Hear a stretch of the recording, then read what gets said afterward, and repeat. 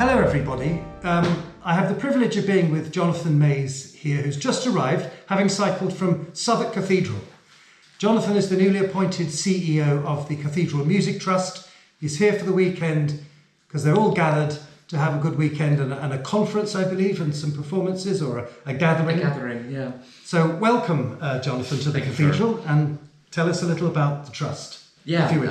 So Cathedral Music Trust is a actually 70-year-old organisation, which sounds very, very young when you arrive in Canterbury. That's true, yes. At that moment earlier where you come and suddenly get a sudden view of the cathedral, Yes. and you're in these alleyways and old streets, and then suddenly this bright shining thing comes out and you realise Yes. how ancient it all is.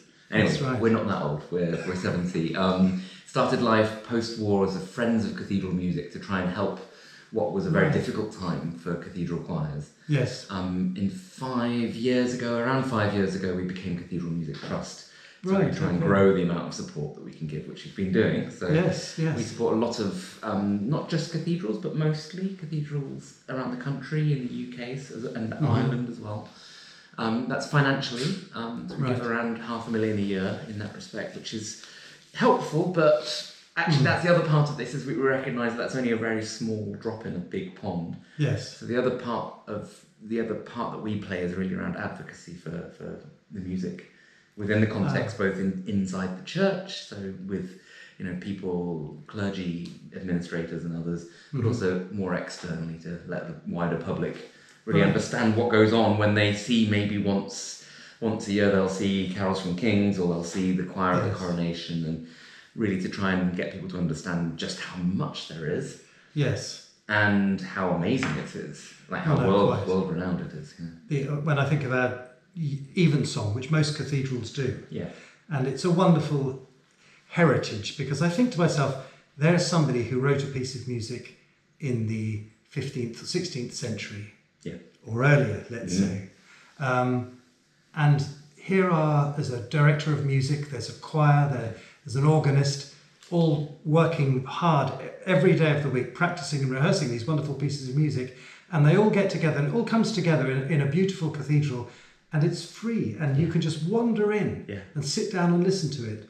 All that heritage and legacy. It's beautiful. I keep on telling people, it's free. Yes. You pay sort of so much money to go and hear music of the same level elsewhere. And it's not just about that. Clearly there's a liturgical purpose, and that's important. But we as an organisation are very much about the cultural history of cathedral music. Yes. I mean, to your point though, yes, it's music from the 16th century, but also it's music that's written now.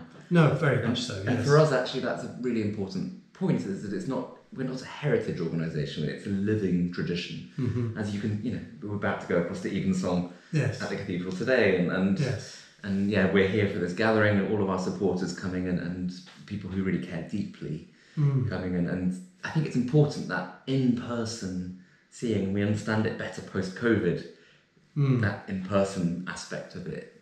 The music, the place, it draws people together. Yes. And I know that links into what you do, of course, because it's all about pilgrimage. Yes, very much so.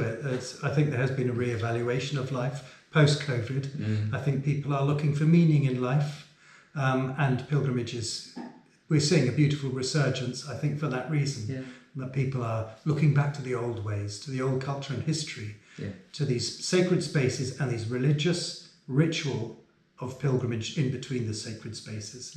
And it's very funny, I've been collecting data on pilgrims, and this young man filled in my survey. He declared himself an atheist. He said his goal was meaningless, and yet his reason for pilgrimage, walking to Rome that was, his reason for pilgrimage was personal change. And now that's not meaningless at all. No. And yet there was this young atheist stood on sacred ground, about to engage in an ancient religious ritual to another sacred space in Rome. And that to me spoke volumes. Yeah, it's amazing. So I think you're right with this post-COVID, maybe people are re-engaging with the past and the beauty that maybe we took for granted.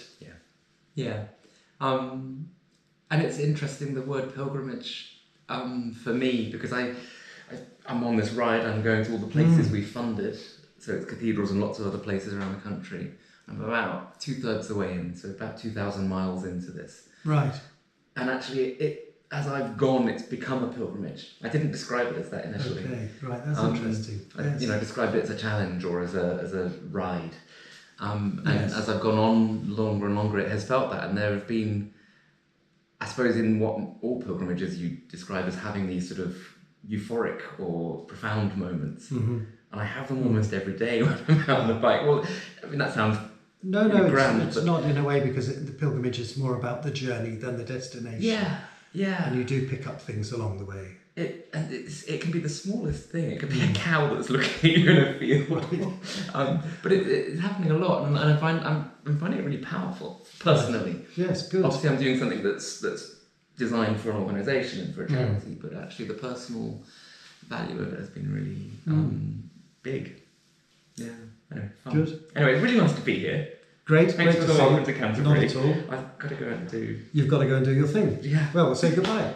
Bye.